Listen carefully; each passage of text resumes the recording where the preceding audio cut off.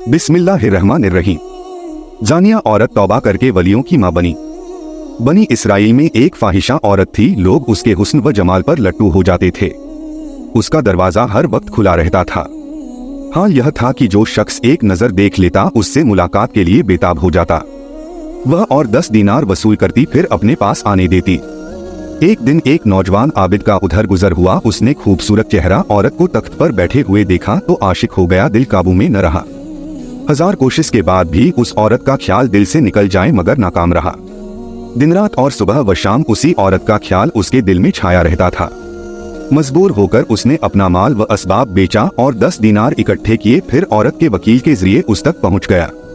औरत जेब व जीनत किए हुए पलंग पर बैठी थी। वह आबिद भी उसके साथ पलंग पर बैठ गया और हाथ बढ़ाकर बोस व किनार करने लगा।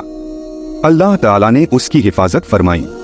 पिछली इबादतों की बरकतें जाहिर हुई तो उसके दिल में ख्याल आया कि मेरा परवरदिगार मुझे इस हालत में देख रहा है। ऐसा न हो कि इस हराम अमल से मेरी की हुई सब इबादतें बेकार न हो जाए। अल्लाह ताला का ऐसा खौफ दिल पर तारी हुआ कि उसने कांपना शुरू कर दिया। चेहरे का रंग फक हो गया। औरत ने पूछा, तुझे क्या हुआ? आबिद ने कहा, मुझे अपने परवरदिगार से शर्म आ रही है, मैं वापस जाना चाहता हूँ।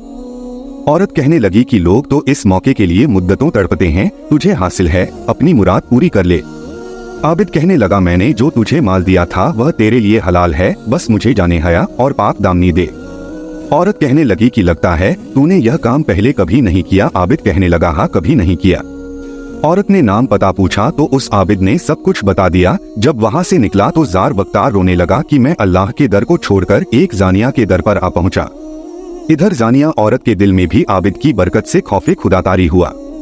अपने जी में कहने लगी कि इस शख्स का पहला गुनाह था और यह इस कदर डरा मैं बरसों से गुनाह कर रही हूँ।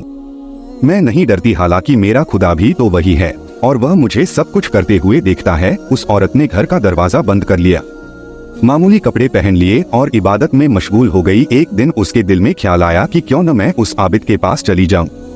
मुमकिन है कि वह मेरे साथ निकाह कर ले। मैं उससे दीन सीखूंगी, वह इबादत में मेरा मददगार बनेगा।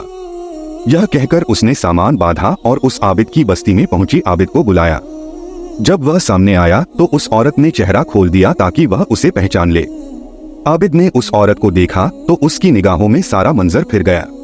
उसने एक चीख मारी और उसकी रूह परवास कर गई। औरत को इसका बहुत सदमा हुआ। उसने आबिद के भाई से निकाह करके नेकी की जिंदगी शुरू कर दी। उसके 7 बच्चे हुए जो बनी इसराइल के औलिया बने। हेलो नाजरीन, कैसी लगी हमारी वीडियो? अपनी राय कमेंट में जरूर बताएं। इसी तरह और भी नॉलेजेबल वीडियो के लिए चैनल को सब्सक्राइब करके बेल आइकन को ऑल पर जरूर सिलेक्ट करें। फिर मिलते हैं अगली वीडियो में। अस्सलाम वालेकुम, गुड बाय, थैंक यू, धन्यवाद।